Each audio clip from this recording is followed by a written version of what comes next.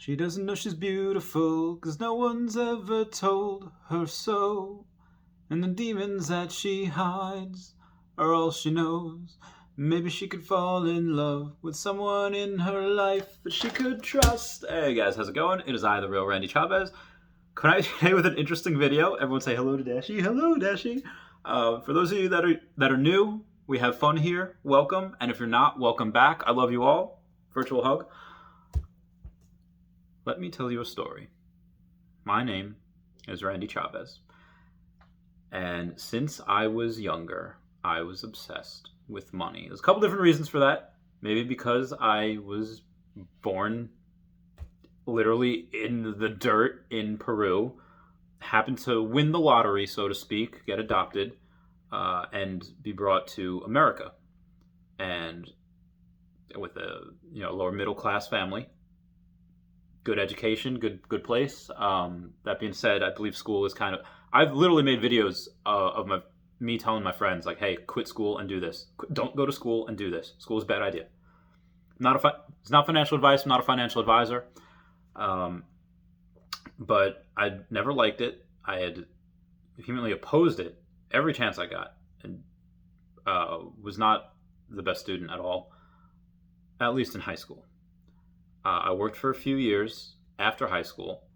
I got my first job at East Village Green Animal Hospital, and that kind of started me on the path because I wanted to be a veterinarian when I was younger, and I decided not to go that route when I was like 15, maybe, because a few years into it, I was still like gung ho about it. I was like no, like I can help, and because doesn't matter what you can do or can't do. It's like owners still have property rights. Animals still considered property, so they have property rights. They have whatever, make recommendations and stuff. But also a lot of school, and I was like, I'm not about this. I wanted to box. I wanted to chase girls. I wanted to, head was not in school. Was not thinking towards the future. I was thinking, oh yeah, what do I want to do with my life now? That being said, I go and I shy away from there, even though I still stay in the field. I worked from like 2004 to 2012, right before I joined the military. Again, I graduated high school in 2009, and I worked for a few years after that. And I just worked at hospitals, animal hospitals. I worked at grocery store places. I worked at Tropical Smooth. I did everything. I did chimney sweeping. I did everything under the sun that you could think of. And I wasn't bad at any of it. I was good at almost anything I tried. So in order to get to this level, it's unfortunate. You have to be, at least in my experience, lucky, prepared. You have to have a good brain. And at least in my case, obviously, you got those Forrest Gump cases where you'd be a billionaire if you just have this crazy idea, then it works. I think the way that, those little 3-prong tables that go in pizza boxes that keep the top of the box from sticking onto the cheese. Apparently one day, this guy was drunk, ordered a couple pizzas, and he tripped over his daughter's dollhouse, dropped the pizza, kicked the table, and the table on the daughter's dollhouse went in, and that's how he discovered, those, this is a really good way to stop the box from sticking to the cheese. Anyway, I digress. Moving forward, I went to the military because I was tired of working 3 different jobs, no health insurance, barely making rent, and I was like, all right, this has got to stop. So I go and I do that, and I do very well. 2T2 air transportation, and I go and get what's called senior airman below the zone, where if you are doing very well and you don't mess up too bad, you can get promoted a little bit early. Now, that being said, I signed up with only 4 years. So I started with no stripes, 0 stripes on my arms in the United States Air Force. And people that signed up for 6 years automatically got 2 stripes. So I'm outranked by everyone as soon as I get in from the get-go. But, I work hard, and they promoted earlier. But other people were up for promotion at the same time. I got it like 6 months earlier or whatever, which is not a lot in the grand scheme of things if you're going for 20, 30 years. But for me, that meant a little something. It's all right, cool. So I was ranking up. And I missed my first deployment, and I go over this in my airman's videos, so I'll actually breeze past this because it's really not why you guys are clicking on the video. So I go and I realize toward the middle end of when I was in Kuwait, when I was deployed there, I was like, listen, I could do this 10 times over. At the end of 20 years, I'm still going to have to work. Like, I do not want to do this for 20, because it's very taxing on your body. Like, depending on your job in the military, some jobs are just cake. Other jobs are just horrendously horrible for your back and everything. And it's just, the military aged me. It's called the Military Accelerated Aging Club. And, yeah, that aged me a lot. I aged like a decade and a half in 4 years. So I decided when I get out, it's like, okay, I'm going to do something. I figured if I could try to go to school and be an X-ray technician, then in 5 or 10 years, I'd be making like $90,000 a year, depending on, if I move on just from technician to specialize in something. And then I went through one semester of school, community college. I did very well, made the dean's list. But during that summer, between semesters, I had gotten a job at a private bank.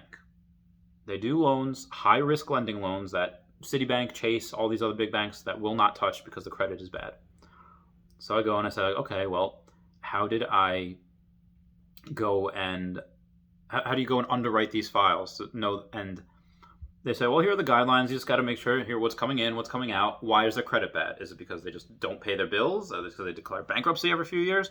Or is it because, hey, they are over-leveraged on their credit because they took out debt and credit cards to buy these materials because they're waiting to get paid on other jobs. When a job is complete for these construction guys, whatever, they don't get paid right away. They have to wait 30, 60, 90 days. So it's like, oh, that sucks. So I would never do that. But they do. It's like, okay, they need money and they run a good business. They just, they can't get paid on time. So I was like, they need to enforce it. No, that's not what it is. It's not what it is at all.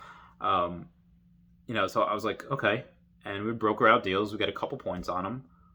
But for the private bank, we could put the money in ourselves. Like, oh, I can decide which people I want to give money and which people they give me a bad feeling.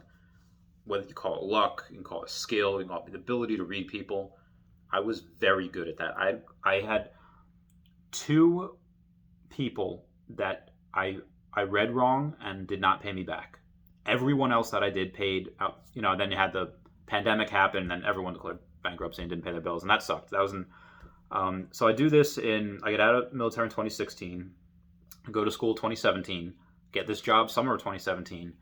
My first full month there, I make $8,000, and I was like, I'm not going back to school. I could make so much more doing this.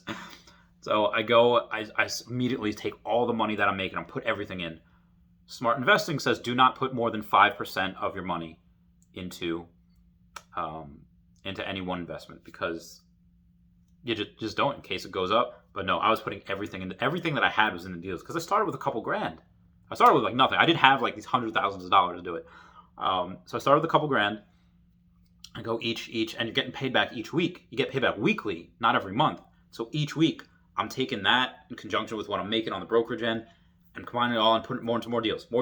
So instead of getting back $50, $100, $300 a week, eventually after a few months, I was getting back $1,000 a week from this, putting it right into another deal, taking my brokerage, putting it right into another deal. I was living in squalor. I was living in poop. I was living in a boiler room. I moved out to another place because I'd been, there that first for a year. And shout out to my friend Mark that let me stay with him, because when I got out of the military, I was like, all right, I'll just like, I don't know, find a cardboard box and live somewhere. He's like, dude, live with me, pay rent. You're not going to live here for free. And if you go back into earlier my videos, you see his name is Doctor of Veterinary Medicine. You see his name on the back wall, and that's where I lived. So I did that in 2017.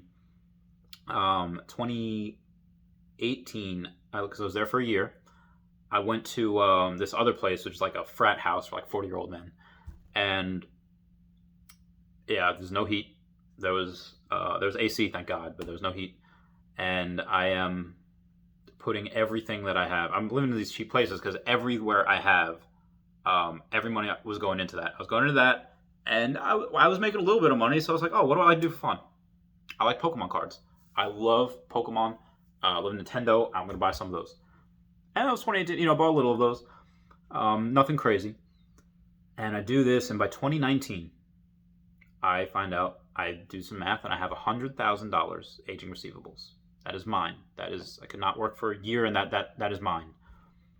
And I was like, whoa, I never thought I'd have $100,000. I never thought I would be worth anywhere close to that. But I did it, and it was like 2 years, 2.5 years from when I first started. I was like, this is just the beginning. Then 2020 happened, and a few weeks before the pandemic happened, I take $30,000 and I open up another company. Instead of the Chavez trading company, which was for the high-risk lending, I had the Chavez Canto project, which was centered around Pokemon cards. So I took $30,000. I put a lot of stuff into there, not including a $10,000 card that I got from a personal collection.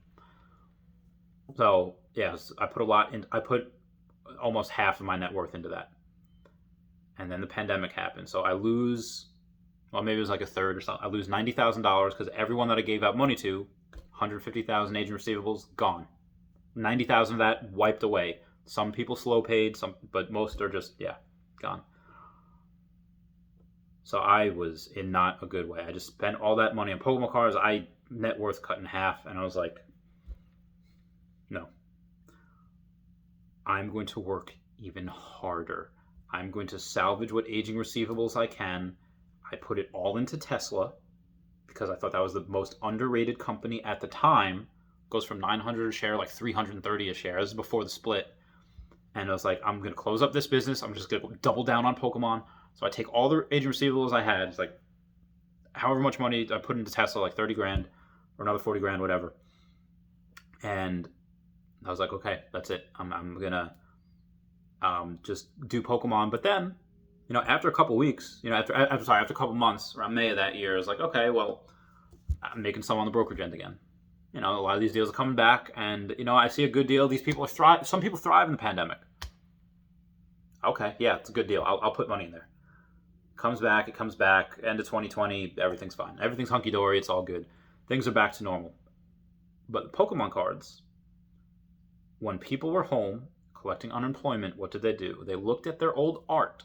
They looked at their old uniquely arted Pokemon cards, and they said, like, wow. Because I don't know about anyone else, but for me, when I look at these cards, I see nostalgia. It brings me back to a time when life was simple and good and right, and every other person that did that got this feeling. And my investments went through the heckin' roof. We had a K-shaped recovery, so Tesla went from $300 a share to like $900. Tripled my money there. I go and I then split, whatever. I almost five, whatever it was. I take a little bit of Tesla and I sell it because I needed to have this one deal with this one Pokemon card. That $10,000 card that I mentioned before, I go and I put that as a down payment, which turned out to be $25,000. But, we revalued it, me and this guy that I did the deal with, as a down payment for an $80,000 card.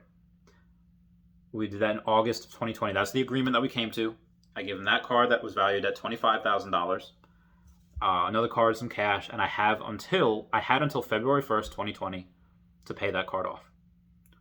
And yeah, that $80,000 thing was one of the best investments I made, because as of the making of this video, I'm not going to release it. I'm not going to release numbers, but that's the reason for this video. It has multiplied a lot, and the sale of that will go up soon. And that sale is the reason why I am closing down my high risk lending business. It's still going to be there.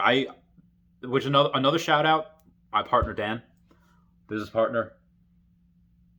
I could not have been luckier for him to come into my life and just mentor me and just put all the knowledge and love he had into me. And he's and for watching this, I love you, my brother. Do anything for you. And so I opened up my own company underneath his umbrella, his company's umbrella. he let me do that, and basically he said, listen, because I'm doing, because also throughout 2020 I knew I knew I could do something with YouTube, making videos for 8 months. I finally get partnered because I had 1,000 subscribers and I had X amount of watched hours. I became partnered with YouTube, and that's been going. And so I got a girlfriend in 2020, and my partner said, like, listen, your head's in 19 different places at once. It was maybe only like 8 or 9, but I'll give him this. And it says, like, listen, I think you're working yourself into an early grave. Like, despite, I mean, I look a little bit better now, but I was working like 80 something, 90 hours a week, and I look as like bad as I look now. I looked like 10 years older. I'm 30, and yeah, I did lots of bags under my eyes, and the recovery is only in like last couple days. Especially I had an eye infection, like my body was falling apart, and I could not have done this without him. But he says, yeah, don't stay here on my account, just do it. So that purchase of that card with my friend Mark's giving me that ability to live with him for a little while, and my friend Dan's guidance, I am retiring at the age of 30. Now, that being said, I still do have a Pokemon business where I'll work a few hours a week, and I'll do YouTube a few hours a week. A couple hours a day, because everyone comments now. Everyone comments on everything. They have, all these 9. I get about, do about 3 or 4 videos a day, and probably get, about between 1,000 and 2,000 comments a day, and it's a lot. Between that, Facebook Messenger and all that, Instagram, people always messaging me. Yeah. But if outside of that, I'm just letting you guys know the story of how I did it. I could not have done it alone. I did it with friends, and I also had friends in the military were some of the best friends I had as well. And then right now, I'm going to try to be the best person that I can be. I'm going to get back in shape. I'm going to relearn how to play piano and violin, and I'm going to get back into boxing shape, and I'm going to just do all these fun, amazing things. And the end goal of it is I'm going to put almost everything I have into Bitcoin. Not everything. I have like a bunch of shares of Tesla that I'm not touching.